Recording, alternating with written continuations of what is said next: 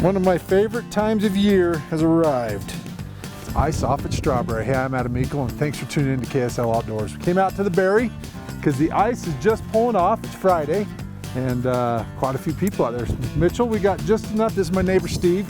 Just enough to throw to the ice and retrieve off of it. That's good. Perfect. Gonna catch some good fish. All right. Phil's boys are gonna join us here in a moment from Strawberry Bay Marina, but we better get out there before someone kicks us out of our spot. You ready?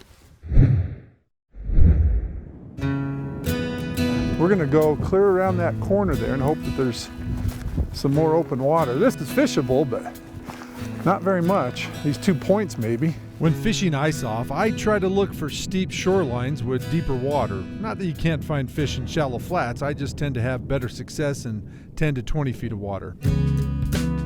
As we walked the shoreline in Soldier Creek Bay, we could see some open water on the western shore, just not quite enough to make a full cast. We're a bit early this year, and we're going to have to find some more open water to find some fish. There's been a few places to fish the last couple of days, and moving kind of quick. There's 4 or 5 places over here to Soldier Creek. Part of the problem is we're not getting a lot of water in the reservoir this year, and so some of our lake rise areas that we kind of wait for water to come up to give us that cast length aren't happening. It's just limiting where we can fish. But we're finding places. I think Soldier Creek will be gone late next week and Strawberry won't be far behind it. There he is. Snuck over here to Aspen. This is right where I caught my best fish ever out of the reservoir. Is it really? Yeah. When I was 8, I was fishing literally right off that rock. That's where I caught that 10-pound rainbow. Pretty tough this afternoon, and so I threw on some power bait just to do a little lazy fishing while we wait for the evening, and it pulled a fish out pretty quick. Power bait's always a go-to when the fishing's a little tougher. You can come to Strawberry, throw a power bait rig out there, and generally, pull some fish up. So, never hurts to run 2 rods, one with an active presentation and one with a passive. And off we go. All right, that's one. Why do you think there's fish here? So there's Beaver Lodge right here, and there's a trench underneath, and the water's just a little deeper. And we're early ice off right now, so the areas we can fish are pretty limited.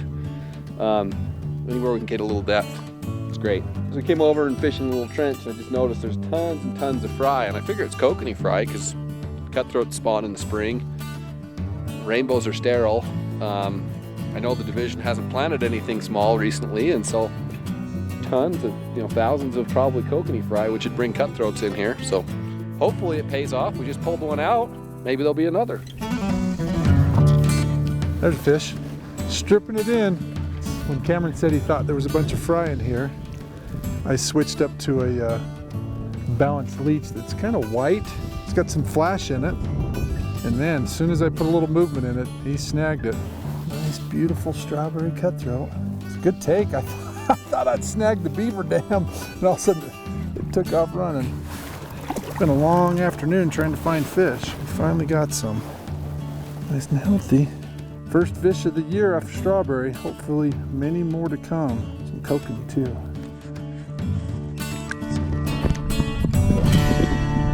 He was hot.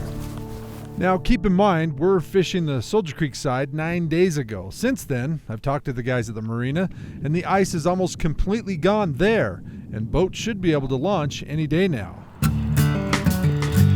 What'd you get it on? White tube jig. About time. On the Strawberry Renegade side, the ice is retreating daily, and the ice-off fishing should be really good. Well, we got here about 2 o'clock, and so I would probably recommend not getting here too early. The fishing really didn't start picking up till 5 o'clock. So if you get off early, maybe from work, and you have a nice day, and not too much wind, no snow or rain, get up here and chase some nice cutthroat, and never know, you might even get a rainbow. As soon as the clock hit 6, it was like a light switch had been turned on. The fish came shallow, and everyone started getting hits. So we've always been a big proponent of Black Death. I don't know if it always matters. We just caught one on a white tube jig. Cameron's got one on power bait, right? And this one's on a streamer, on a balanced leech. It's all about timing and getting it in front of their face. They're hungry. First fish in the brand new net, and it's a beautiful strawberry cut. That's fun out here, you know. It's just nice to feel the sun on your face and some soft water, catching some beautiful fish. Yeah, he's gorgeous. He's probably about 16, 17 maybe.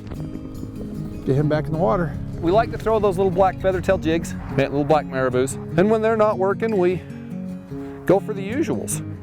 White tube jig, that's what we're throwing right now. Steve's been killing it on those.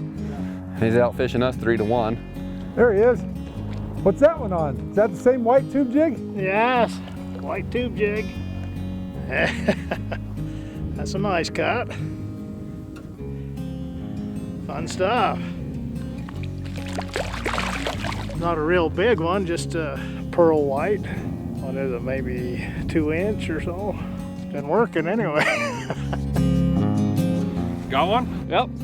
Oh, looky. Mark lives in the Baja and came up to visit family and fish the berry. He got a few on a chartreuse marabou jig. Wow. Come on, buddy. But his biggest fish of the day was when he switched up to a Jake's lure. Wow. Look at him. He's pretty.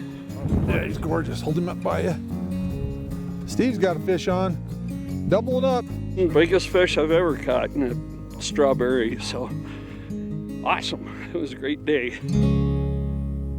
These are the 3 things we caught fish on today, and relatively inexpensive. You can come up here with your family, catch fish.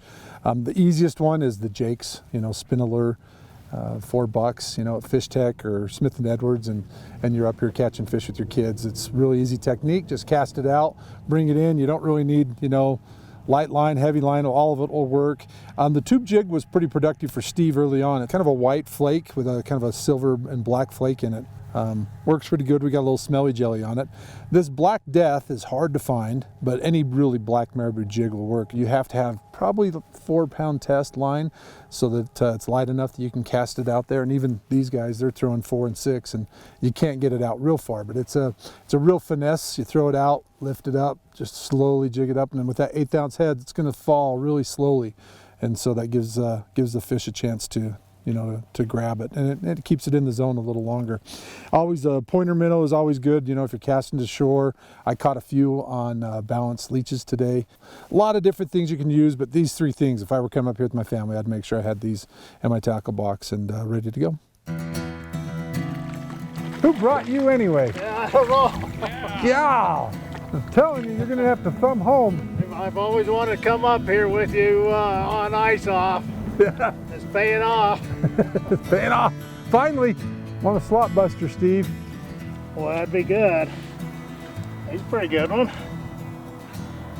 Good looking fish. Mark's over there catching big fish, and I haven't caught a fish on a tube jig like Steve, so I'm putting on the old gold Jakes, the old reliable. Probably the ugliest looking lure ever made, but the thing catches fish. Strawberry Reservoir has always been one of the premier trout fisheries in Utah. It still holds the record for the largest cutthroat ever caught, with a 26-pound cutthroat caught back in 1930. But back then, the Yellowstone cutthroat was the predominant species here.